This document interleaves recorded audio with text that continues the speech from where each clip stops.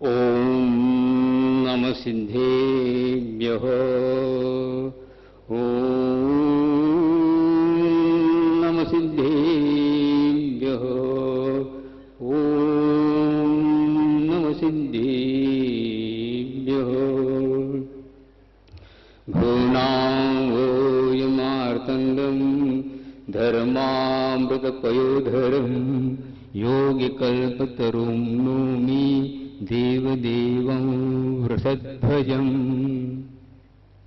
श्री शांति वीर शिव ज्ञान तथा सुविद्या आचार्ये प्रवहमान परंपराद्य अध्यात्म का अमय जो सबको पिलाए, धारुने हृदय में अव को नशाए।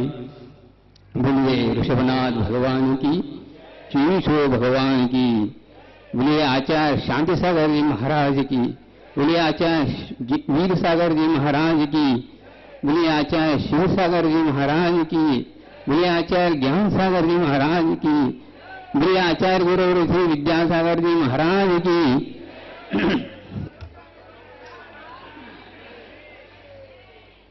धर्मपुरी बंधुओं, घड़ी में 5 बज रहे हैं। अभी आचार्य श्री के देशना को सुनना है। पूर्व वक्ताओं ने बहुत कुछ आप लोगों को कहा है। मैं भी कुछ शब्दों में कहना चाहूंगा। तो मैं आप लोगों के सामने आचार्यों की स्तुति की, उनकी वंदना की, क्योंकि मुझे हर्ष होता है, मुझे आनंद होता है। इस महान परंपरा आचार्यों में मुझे दीक्षा मिली, जो आज भी इस कलिकाल में ऐसे महान आचार्य हुए और हो रहे हैं। और हम लोगों का भी भाग्य है उनके चरणों में उनकी दिव्य देशना सुनने का सौभाग्य है। इसमें एक विशेष और है, इस धरती की, बुंदेलखंड धरती के और विशेष है। मुझे यहां इस धरती पर रहते 40 साल हो गए। मैं भी बुंदेलखंड का हो गया, और क्योंकि आचार्य महाराज इस धरती पर विचर रहे हैं, तो मैं भी रहना मुझे अनुकूल रहा। और आज हमको ऐसा लगता है कि हम कहीं के नहीं, यहीं के हैं। तो आज का ये विषय है समाधि। 3 लोक में और 3 काल में कोई महान है तो समाधि। इसके बिना और कोई सार नहीं। सब ज्ञान का सार तो यही है। ज्ञान सागर जी महाराज ने अपने जीवन में जीवानी की सेवा करते करते उसका फल पाया समाधि, जो कि सब लोग बहुत प्रयत्न करते हैं, पुरुषार्थ करते हैं, लेकिन भाग्य साथ नहीं देता। लेकिन ये जो अंतरंग से और निष्ठा के साथ जो साधना करता है, तो अवश्य उन्हें इस पद की, इस इच्छा की, समाधि की प्राप्ति होती है। समाधि महान शक्तिशाली वैराग्य को प्राप्त होता है। ज्ञान से मतलब नहीं, ज्ञान के साथ वैराग्य जहां है वही पर समाधि है, और कहीं और नहीं है। तो ज्ञान सागर जी महाराज ने अपने जीवन में वैराग्य के साथ ऐसा साधना की, जो कि आज हम लोगों के सामने विराजमान आचार्य महाराज, आप लोग देखते हैं कैसा वैराग्य होना चाहिए। वैराग्य के अभाव में कोई जिंदगी नहीं है, कोई साधुता नहीं है। इसको हमें ध्यान रखकर के चलते हैं तो अवश्य हमारा लक्ष्य की प्राप्ति हो सकती है, अन्यथा वो केवल साधना नहीं मानी जाएगी। हमारा लक्ष्य सतत बने रहना चाहिए। तो हमारे जीवन में अनेक प्रकार की समस्याएं आती जाती हैं, सब कुछ होता है, लेकिन उस समस्याओं को हल करना ही धर्म की शिक्षा है, और कुछ शिक्षा कोई नहीं है। हमें अपने जीवन जो में आ रहे हैं, जो अनाजकाल की अनेक प्रकार की समस्याएं हैं, उन समस्याओं का हल करना ही, उनका शांत करना ही क्या है, धर्म शिक्षा है। वही हमारे लिए समाधि को प्राप्त करा सकता है। तो बार बार आचार्य महाराज हम लोगों को बार बार दिशा देते हैं कि वैराग को कमी नहीं रखना है। इधर उधर की बातें नहीं करना, अपना लक्ष्य की ओर दृष्टिपात करना। तो समाधि सामान्य नहीं, विशेष है। और हम जिंदगी भर वो जो साधना करता है उसी को ये प्राप्त कर सकता है, अन्यथा नहीं। कहते हैं क्या, तब तो हम देह संयोगात जलम व नल संगमात इदम देह परित्यज्य शीतीभूता शिवहिषिण। अनादिकाल से आत्मा तप्तमान है। किसलिए, किस कारण से? इस शरीर के कारण। जैसे जल शीतल होता है लेकिन अग्नि के कारण वह भी गर्म हो जाता है, इसी प्रकार आत्मा का स्वभाव शीतल होती हुई भी वह देह के कारण वह संतप्त हुआ है, लेकिन समाधि की प्राप्ति करने के बाद वह शीतलता को प्राप्त करता है। ऐसी समाधि है। जैसे हम प्रतिमानियों को पढ़ते हैं, चक्रवर्ती के आयुशाला में चक्र की प्राप्ति होती है। जो ही चक्र की प्राप्ति होती है तो वह चक्रवर्ती सार्वभौम सत्ता षटखंड अधिपति बन जाता है। ऐसा उस चक्र का प्रभाव है, कोई उसको परास्त नहीं कर सकता। इसी प्रकार हम लोगों को वह समाधि की चक्र जिसे प्राप्त होगा, जिसके लिए जो प्रयत्न करता है, अवश्य मोक्ष रूपी वह तत्व हमें सार्वभौम सत्ता अवश्य मिलेगी। वह सिद्ध चक्र हमें प्राप्त करना है। उस सिद्ध को प्राप्त करने के लिए समाधि रूपी चक्र को प्राप्त करना है। इस धरती पर कितने तीर्थंकर हुए, उन्होंने यही प्राप्त किया है। उसी की बदौलत आज हम उनकी वंदना करके, उनकी स्तुति करके और अपने कर्म की निजरा कर रहे हैं, क्योंकि उनने उस पद को प्राप्त किया। किसके कारण? वह धर्म के कारण। वह धर्म वह समाधि को देने वाला है, वो समाधि जो है मोक्ष को देने वाला है।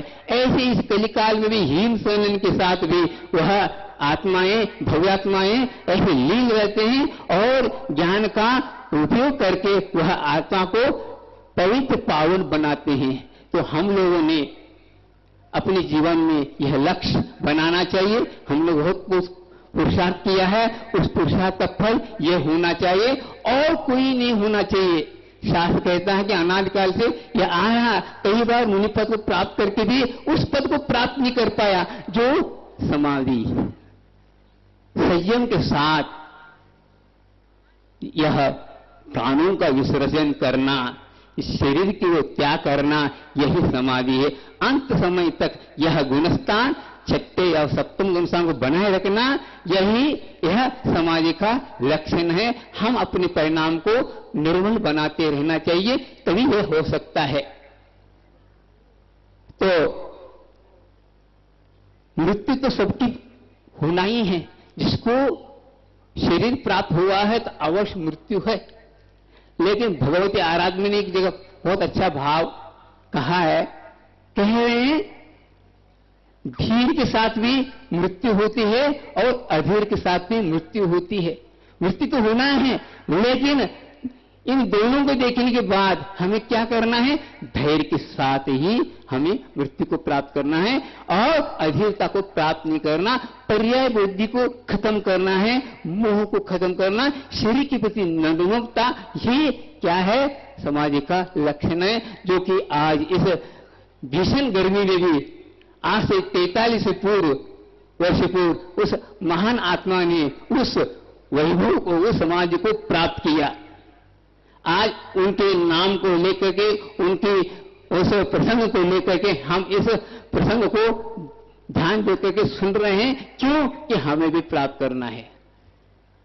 भले ही आप लोग अपने जीवन में नहीं किए, लेकिन अवश्य इसी प्रकार चलेंगे तो अवश्य मिलेगा। आप यदि आचार्य जी की वाणी को यदि अंतरंग से सुनेंगे तो अवश्य आपको भी एक भोग के बाद आपको भी इस प्रकार की उपलब्धि हो सकती है। ऐसा कोई बात नहीं, भावों की बात है, निर्मलता की बात है। हमें वैराग्य के साथ यदि भाव भक्ति के साथ यदि सुनते हैं तो अवश्य आज भी उपलब्ध है। भले ही कलिकाल है, कलिकाल से मतलब नहीं, अपने परिणाम पर भी रखता है। उस महान आत्मा का दर्शन करने का सौभाग्य मुझे भी प्राप्त हुआ था। 1968 में आचार्य जी के दर्शन के लिए आए थे। उस वक्त हम लोगों ने 1 महीने तक उनकी दिव्य देशना सुनने का सौभाग्य मुझे मिला और 69 में भी मिला। इस प्रकार उनका वरद हस्त हम लोगों को भी माल मिला। तो जब तीसरी बार आया तो यही रहा, 2 बार तो चला और तीसरी बार यहां पर अपने लिए क्या मिला, मार्ग मिला। वो मार्ग पर चलने का सौभाग्य मिला।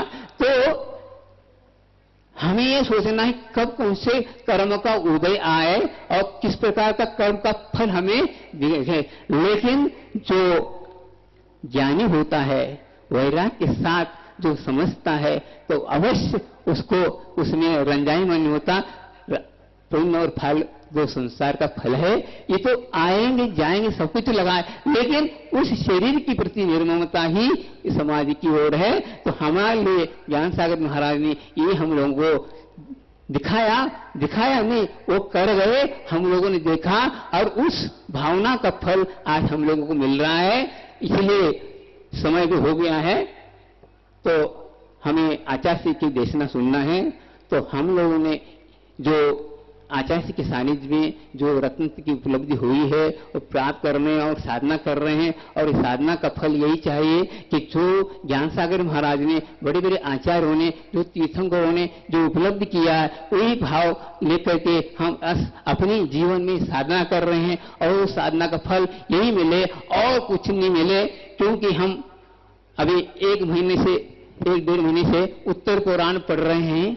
उस उत्तर पुराण में कई प्रकार के प्रसंग आ रहे हैं। इतनी बड़े बड़े तपस्या करने के बाद भी वे उस संसार चक्र से पार नहीं हो पा रहे। कई ऐसे प्रसंग है नारायणों का, आदि का, तो तपस्या तो करते हैं, लेकिन लक्ष्य में यदि परिवर्तन आता है तो हमें वह उपलब्ध नहीं होता। इसलिए हमें धैर्य के साथ और निर्भीकता के साथ, निर्भीकता के साथ हम यदि साधना करते हैं तो वह उपलब्धि हो सकती है। क्योंकि यह चीज अनाज का से अनुपलब्ध रहा, इसलिए यह स्थिति रही है। इसलिए हमें बार बार हमें सोचना है और किसी से न प्रभावित होते हुए हम अपनी साधना को यदि बढ़ाते हैं, अवश्य हमें उपलब्ध होगा। बोलिए आचार्य ज्ञान सागर जी महाराज की